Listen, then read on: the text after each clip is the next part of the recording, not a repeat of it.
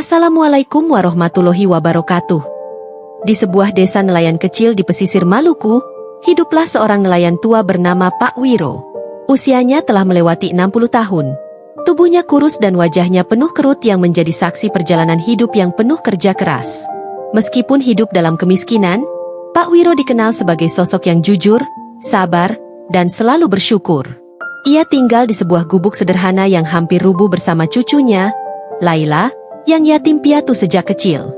Setiap hari, Pak Wiro berangkat melaut sebelum fajar menyingsing, berbekal perahu kecil yang ia buat sendiri dari kayu bekas. Perahu itu sudah tua, dengan tambalan di sana-sini, namun tetap setia menemaninya mencari ikan. Hasil tangkapan Pak Wiro seringkali tak seberapa, cukup untuk membeli beras dan lauk sederhana. Namun, ia selalu menyisihkan sebagian penghasilannya untuk Laila, memastikan cucunya bisa pergi ke sekolah. Suatu malam, langit di atas lautan gelap gulita. Angin bertiup kencang, membawa aroma hujan yang menebarkan rasa khawatir. Namun, Pak Wiro tetap melaut. Baginya, malam adalah waktu terbaik untuk mencari ikan besar yang sering muncul di perairan dalam. Saat ia sedang menebarkan jala, tiba-tiba perahunya berguncang hebat. "Astaga!"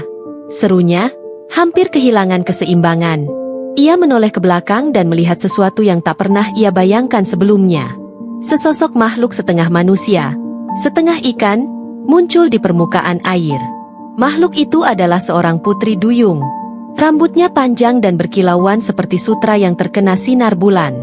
Sisik di tubuh bagian bawahnya memantulkan warna-warna pelangi. Namun, yang paling mengejutkan adalah matanya, yang memancarkan kedalaman lautan sekaligus rasa pilu yang menyayat hati. "Tolong aku!" Suara putri duyung itu lembut, hampir seperti bisikan. Ia terlihat lemah, dengan luka di salah satu sisiknya yang tampak parah. Sebelum melanjutkan cerita, saya mohon keikhlasannya untuk subscribe, like, dan tulis pendapat Anda pada kolom komentar. Saya doakan semoga Anda diberi rizki yang lancar. Pak Wiro terkejut, tetapi rasa belas kasihnya lebih besar daripada rasa takutnya. Ia menarik napas panjang dan berkata, "Jangan takut. Aku akan membantumu." Dengan susah payah, ia mengangkat tubuh putri duyung itu ke perahunya. Makhluk itu terlihat sangat lemah, dan darah mengalir dari lukanya, mencemari air laut di sekeliling mereka. Pak Wiro segera membalut lukanya dengan kain seadanya. "Siapa namamu?" tanya Pak Wiro setelah situasi agak tenang. "Namaku Mirna," jawab putri duyung dengan suara lemah. "Aku terluka oleh jaring nelayan besar yang menjebakku di perairan ini." Pak Wiro mengangguk paham. Ia tahu banyak nelayan besar menggunakan jaring-jaring raksasa yang seringkali merusak ekosistem laut dan membahayakan makhluk laut seperti Mirna. "Kau bisa beristirahat di sini. Aku akan membawamu ke tempat yang aman." Mirna tersenyum lemah. "Terima kasih. Kau baik sekali." Setelah beberapa jam berlayar, mereka akhirnya kembali ke pantai. Pak Wiro membawa Mirna ke gubuknya dan menyembunyikannya di sebuah kolam kecil yang terhubung langsung ke laut. Ia menjaga rahasia keberadaan Mirna dari penduduk desa yang mungkin akan membahayakannya. Selama hari-hari berikutnya, Mirna perlahan-lahan pulih. Pak Wiro dan Laila merawatnya dengan penuh kasih. Sebagai balasan, Mirna membantu Pak Wiro mendapatkan tangkapan ikan yang melimpah. Ia menggunakan kekuatannya untuk memanggil ikan-ikan ke jala Pak Wiro, membuat kehidupan mereka sedikit lebih baik. Namun, kebahagiaan itu tidak berlangsung lama. Suatu malam, Mirna bercerita kepada Pak Wiro tentang mimpinya yang belum tercapai. "Aku selalu ingin pergi ke Tanah Suci," kata Mirna dengan mata berbinar. "Aku mendengar cerita dari angin laut tentang keindahan Ka'bah, tempat di mana semua makhluk bersujud kepada Sang Pencipta." Pak Wiro terdiam sejenak. Ia sendiri telah lama memendam keinginan yang sama, tetapi kemiskinan selalu menjadi penghalang. Mendengar impian Mirna membuatnya merasa bahwa mereka memiliki tujuan yang sama. "Kalau begitu, kita akan pergi bersama," kata Pak Wiro dengan tekad. Mirna terkejut. "Tapi, bagaimana caranya? Kau manusia, aku makhluk laut, dan perjalanan itu sangat jauh." Pak Wiro tersenyum lembut. "Tuhan selalu punya cara. Kita hanya perlu berusaha." Malam itu, keduanya mulai merancang perjalanan yang akan mengubah hidup mereka. Perjalanan yang tidak hanya penuh tantangan, tetapi juga pelajaran berharga tentang keyakinan, keberanian, dan pengorbanan. Matahari pagi menyemburatkan cahaya keemasan di atas perairan Maluku ketika Pak Wiro dan Mirna mulai mempersiapkan perjalanan mereka. Perahu kecil yang biasanya hanya digunakan untuk menangkap ikan kini diubah menjadi alat transportasi untuk perjalanan panjang. Mirna menggunakan kemampuannya untuk menguatkan perahu agar mampu bertahan menghadapi ombak yang besar. Pak Wiro mengumpulkan bekal seadanya, beras, garam, dan ikan kering. Ia juga membawa sebuah kompas tua yang pernah diberikan ayahnya sebagai kenang-kenangan. Sementara itu, Mirna mengajarinya beberapa cara membaca tanda-tanda laut yang hanya diketahui oleh makhluk laut. "Kita harus bekerja sama," kata Mirna. "Aku akan membimbingmu melalui perairan, tetapi kau harus percaya pada instingku." Pak Wiro mengangguk.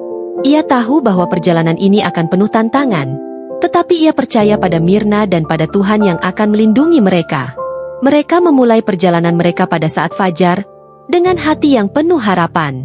Hari-hari pertama perjalanan berlangsung relatif tenang. Lautan tampak tenang, dan angin bertiup sepa-sepa. Mirna sering menyelam untuk mencari makanan segar, sementara Pak Wiro menjaga perahu agar tetap stabil. Mereka berbicara banyak hal, saling berbagi cerita tentang kehidupan masing-masing. "Aku selalu ingin tahu bagaimana rasanya hidup di daratan," kata Mirna suatu malam. "Apakah sulit berjalan dengan dua kaki?" Pak Wiro tertawa kecil. "Kadang-kadang, terutama saat kau harus berjalan jauh. Tapi hidup di daratan juga memiliki keindahannya sendiri. Ada gunung, hutan, dan padang rumput yang luas." Mirna tersenyum. "Itu terdengar indah. Aku ingin melihatnya suatu hari nanti." Namun, perjalanan mereka mulai menemui tantangan saat memasuki perairan yang lebih luas. Ombak semakin besar, dan langit seringkali tampak mendung. Suatu malam, badai besar datang tanpa peringatan. Pak Wiro dan Mirna bekerja keras untuk menjaga perahu agar tidak terbalik. "Pegangan erat!" teriak Pak Wiro saat angin kencang menghantam perahu mereka. Mirna menggunakan kekuatannya untuk menenangkan ombak di sekitar mereka, tetapi kekuatannya terbatas. Mereka berdua basah kuyup, dan perahu mereka hampir hancur diterjang badai. Namun, dengan usaha keras dan doa yang tulus, mereka berhasil melewati malam yang mencekam itu. Setelah badai berlalu, mereka menemukan diri mereka berada di perairan yang tidak dikenal. Pak Wiro melihat kompasnya, tetapi jarumnya terus berputar tanpa arah. "Sepertinya kita tersesat," katanya dengan nada khawatir. Mirna menenangkan dirinya. "Jangan khawatir. Laut selalu memberikan petunjuk bagi mereka yang bersabar." Mereka memutuskan untuk beristirahat sejenak di sebuah pulau kecil yang mereka temukan. Di pulau itu, mereka menemukan air tawar dan buah-buahan liar yang membantu memulihkan tenaga mereka. Pak Wiro memperbaiki perahu mereka dengan bahan-bahan yang ada di pulau, sementara Mirna mengumpulkan informasi dari makhluk laut di sekitar. "Kita harus melanjutkan perjalanan ke arah matahari terbit," kata Mirna akhirnya. "Aku mendengar ada jalur aman di sana." Pak Wiro mengangguk. Dengan semangat yang diperbarui, mereka kembali berlayar, membawa harapan baru dan keyakinan bahwa mereka akan mencapai tujuan mereka. Namun, mereka tahu bahwa perjalanan ini baru saja dimulai, dan tantangan yang lebih besar mungkin menanti di depan. Ketika fajar menyingsing di ufuk timur, Pak Wiro dan Mirna kembali melanjutkan perjalanan mereka. Ombak di laut semakin menantang, dan langit pagi yang cerah perlahan mulai tertutup awan kelabu. Mereka memasuki perairan asing yang belum pernah dijelajahi oleh Pak Wiro sebelumnya. Mirna, dengan nalurinya yang tajam, terus memandu arah sambil sesekali menyelam untuk memastikan jalur yang mereka tempuh aman. Namun, ketegangan mulai muncul saat mereka melewati area laut yang penuh dengan terumbu karang yang tajam. "Hati-hati, Pak Wiro. Karang di sini sangat berbahaya.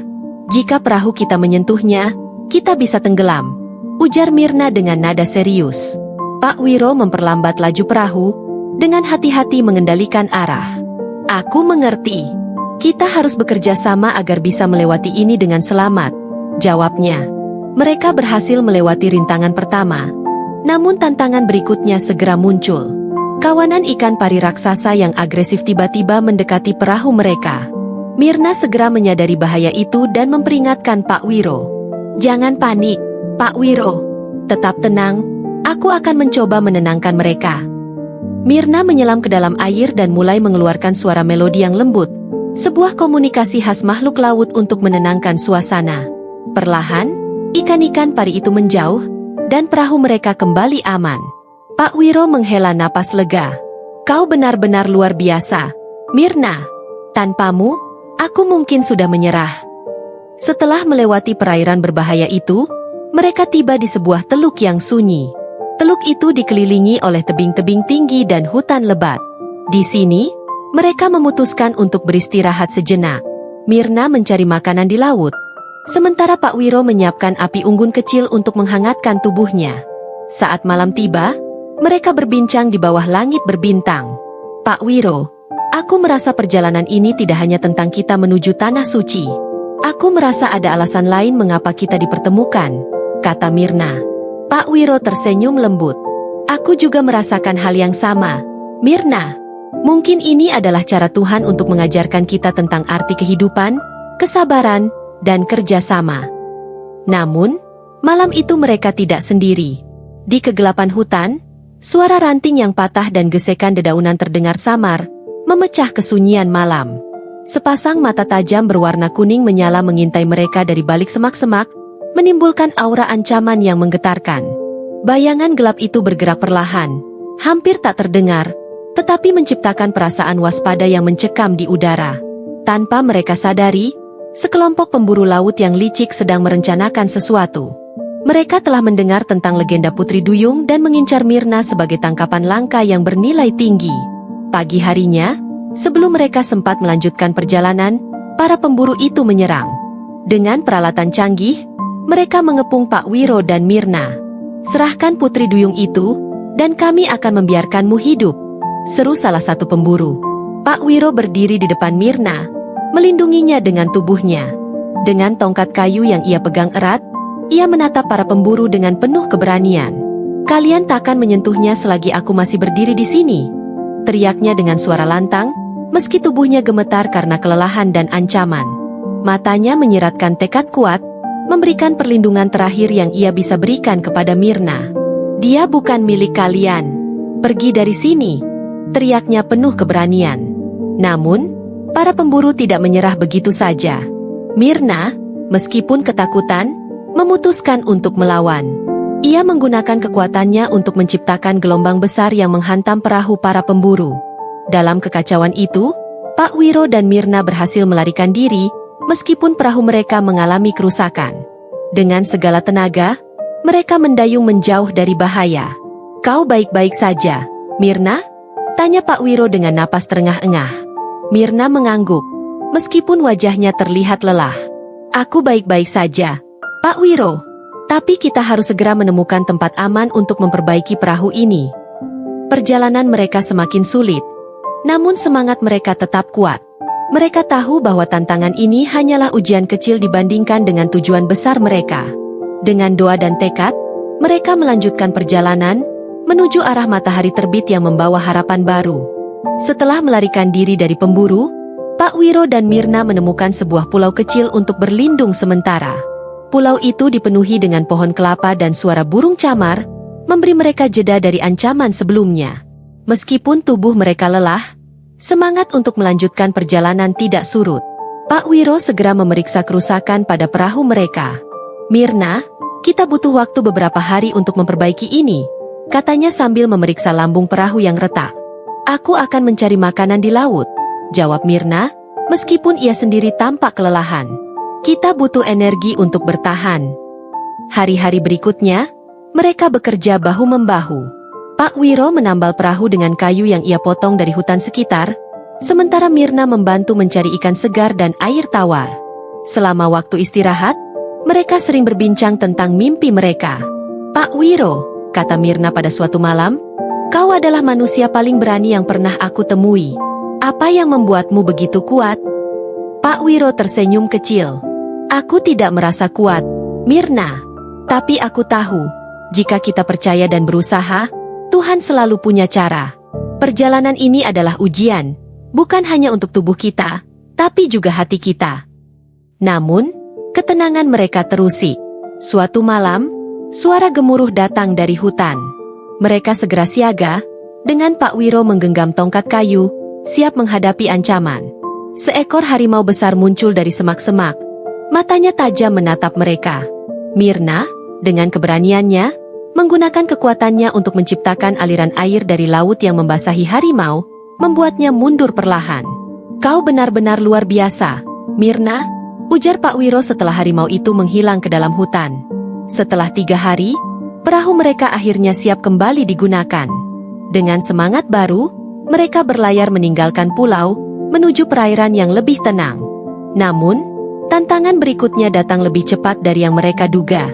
Di tengah perjalanan, langit mendung dan hujan deras turun tanpa peringatan. Ombak besar menghantam perahu, membuat Pak Wiro berjuang keras untuk menjaga keseimbangan. Myrna, yang mencoba membantu, mulai kehabisan energi. "Kita harus bertahan, Myrna," teriak Pak Wiro di tengah derasnya hujan. Dengan segala kekuatan yang tersisa, mereka berhasil melewati badai itu. Namun, perahu mereka rusak lagi, memaksa mereka berlabuh di sebuah teluk yang dikelilingi tebing tinggi. Di sini, mereka memutuskan untuk beristirahat dan memperbaiki perahu untuk yang kedua kalinya. Malam itu, di bawah langit berbintang, Myrna berkata, "Pak Wiro, aku merasa kita semakin dekat dengan tujuan. Tapi aku juga merasa ada pelajaran besar yang ingin Tuhan ajarkan pada kita." Pak Wiro mengangguk. "Setiap langkah adalah bagian dari rencana besar. Kita hanya perlu terus berjalan, apapun yang terjadi." Keesokan harinya, mereka melanjutkan perjalanan, membawa harapan yang lebih besar dan tekad yang semakin kuat. Dengan tantangan yang telah mereka lewati bersama, mereka yakin bahwa tanah suci kini semakin dekat. Pak Wiro dan Myrna akhirnya memasuki perairan yang semakin tenang. Lautan membentang luas di bawah langit biru yang cerah. Setelah semua tantangan yang mereka hadapi, perjalanan ini kini terasa lebih damai, meskipun mereka tahu tanah suci masih jauh. Namun, semangat mereka tetap kuat, dan hati mereka dipenuhi oleh harapan. Di suatu pagi, ketika matahari terbit, sebuah kapal besar muncul di kejauhan. Kapal itu tampak megah, dengan layar putih yang berkibar diterpa angin. Pak Wiro mendayung mendekati kapal tersebut, berharap menemukan bantuan. Saat mereka mendekat, seorang pria dengan pakaian khas Arab menyambut mereka dari atas kapal. "Assalamualaikum," sapanya dengan senyum ramah. "Kalian terlihat seperti sedang membutuhkan bantuan." Pak Wiro menjawab salam itu dengan penuh rasa syukur. "Waalaikumsalam. Kami sedang dalam perjalanan menuju tanah suci, tapi perahu kami mengalami kerusakan. Apakah kami boleh menumpang?" Pria itu, yang memperkenalkan diri sebagai Abdul Rahman, mengundang mereka naik ke kapalnya. Abdul Rahman adalah seorang pedagang yang sedang dalam perjalanan menuju Jeddah. Ketika mendengar kisah perjalanan mereka, ia tergerak untuk membantu. "Tuhan pasti punya rencana besar untuk kalian," kata Abdul Rahman. "Kapal ini bisa membawa kalian sampai ke Jeddah. Dari sana, kalian bisa melanjutkan perjalanan ke Mekah." Selama beberapa hari di atas kapal, Pak Wiro dan Myrna merasakan kenyamanan yang belum pernah mereka rasakan selama perjalanan ini. Abdul Rahman dan awak kapalnya memperlakukan mereka dengan baik, menyediakan makanan dan tempat istirahat. Myrna, meskipun makhluk laut, berusaha menyesuaikan diri dengan suasana kapal. Kepribadiannya yang ramah membuat semua orang terpesona. Ketika mereka tiba di Jeddah, Abdul Rahman membantu mereka mendapatkan transportasi menuju Mekah. Pak Wiro tidak bisa menahan air mata ketika ia melihat Ka'bah untuk pertama kalinya. Di hadapan rumah Tuhan yang suci, ia merasa kecil namun penuh rasa syukur. "Ini adalah mimpi yang menjadi kenyataan," bisik Pak Wiro, matanya berkaca-kaca. Myrna, meskipun tidak bisa masuk ke Masjidil Haram, tetap berada di dekat Pak Wiro, memberikan dukungannya. "Aku senang bisa membantumu mewujudkan impian ini, Pak Wiro. Aku juga belajar banyak dari perjalanan ini," katanya. Pak Wiro menyelesaikan ibadah umrohnya dengan penuh khusyuk. Di sana, ia berdoa untuk cucunya, Laila, dan juga untuk Myrna, yang telah menjadi teman perjalanannya. Ia merasa bahwa perjalanan ini bukan hanya tentang mencapai tanah suci, tetapi juga tentang menemukan makna hidup, persahabatan, dan keyakinan. Setelah selesai, Pak Wiro kembali ke pelabuhan untuk mengucapkan selamat tinggal kepada Myrna. "Terima kasih atas segalanya, Myrna. Tanpamu, aku tidak akan bisa sampai di sini," katanya dengan suara penuh emosional. Myrna tersenyum. Aku juga belajar banyak darimu, Pak Wiro. Kau mengajarkanku tentang keteguhan hati dan keberanian. Aku akan kembali ke laut, tapi aku tidak akan pernah melupakan perjalanan ini. Dengan perasaan berat, mereka berpisah. Mirna menyelam ke dalam Laut Biru, sementara Pak Wiro kembali ke desanya di Maluku. Ia membawa pulang bukan hanya pengalaman spiritual, tetapi juga pelajaran hidup yang tak ternilai. Kisah perjalanan ini menjadi inspirasi bagi banyak orang di desa Pak Wiro. Mereka belajar bahwa dengan keyakinan, keberanian, dan kerjasama, segala impian bisa diwujudkan, tidak peduli betapa sulitnya perjalanan itu. Jika kamu merasa terinspirasi oleh kisah ini, jangan lupa untuk like, subscribe, dan komen, untuk terus mendapatkan cerita-cerita inspiratif lainnya. Setiap cerita memiliki pelajaran berharga yang bisa menjadi pendorong semangat dalam hidup kita. Bagikan juga cerita ini kepada orang yang kamu sayangi, agar mereka bisa merasakan manfaat dari perjuangan dan kasih sayang yang tulus. Mari kita terus berbagi kebaikan dan saling mendukung dalam perjalanan hidup ini.